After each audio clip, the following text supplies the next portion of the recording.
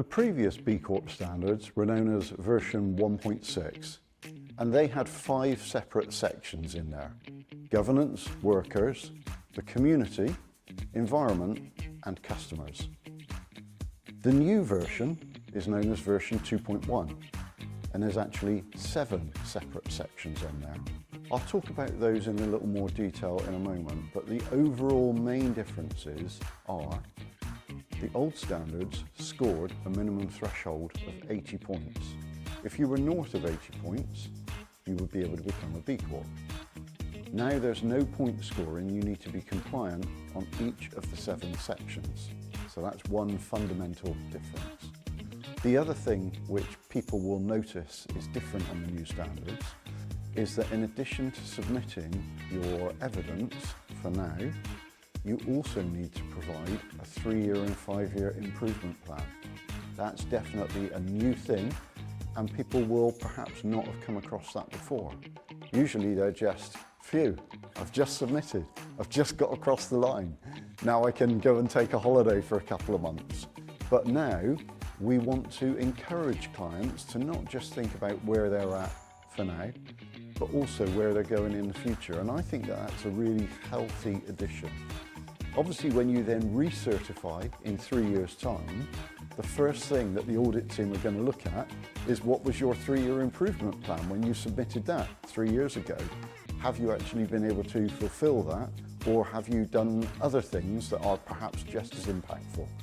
But that, I think, the 3-year and 5-year improvement plan is something that is going to be new for everyone and a really healthy thing. On the old version 1.6 standards, one of the sections that was covered was environment, whereas now there's climate action and circularity and environmental stewardship. They're 2 separate things which have both previously come out of the version 1.6 environment section, so they have been split. There's also in the new standards sections like fair work and human rights. Those were previously covered both within the workers topic and also the community topic, because it examined what was happening in your supply chain around human rights and around fair work. So those 2 specific topics have now got their own section in there. Also within the workers and community section previously, we covered justice, equity, diversity and inclusion, JEDI. And that has now got its own section rather than being split across 2 separate sections. We also look at purpose, fundamentally, and stakeholder governance, how you're actually engaging with your stakeholders and how that impacts on the governance that you've got within the business. That is a real fundamental bedrock. And then last but not least, there's government affairs and community action. As we grow the movement that is known as B Corp, we want to encourage collaboration and sharing of shared impact goals between different businesses so that we can collectively amplify that ripple effect and make much more of a difference together. One of the first sections that a company will go across on the new standards is the purpose and stakeholder governance. What is your purpose? That's quite a fundamental discussion that you need to have within a business. If we weren't here, what would the world miss about us? That's your purpose. And during tough times, purpose is what keeps you going. Purpose is the well that never runs dry, and we all need that during our tough times. So understanding our purpose is really fundamental, and it's a great exercise to go through with your team and with your other stakeholders so that you've got a really fundamental grasp of that, because that is going to significantly impact your team culture and your business culture. There's also then, stakeholders. How do you engage with your various different stakeholders? We're moving from shareholder primacy to stakeholder engagement. What does that mean?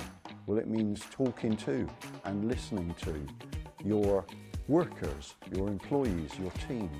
It means talking to and listening to your suppliers and your customers and the community that you operate in. All of those things come under the wrap of stakeholders.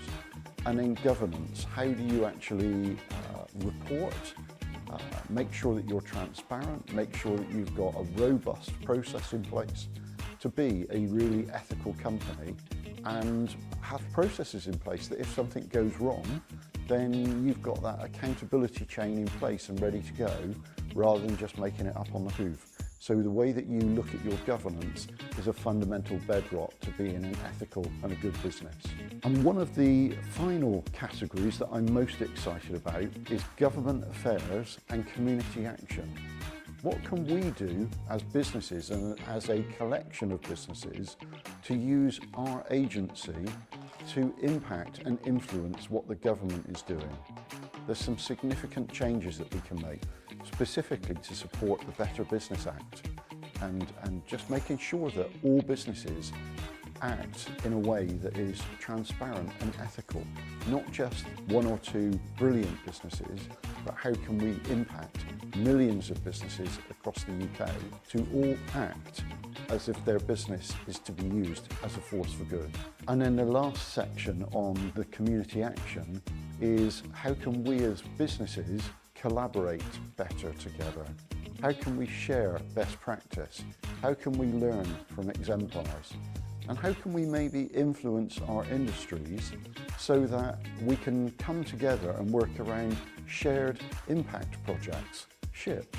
What can we do to collectively work together around one particular impact area?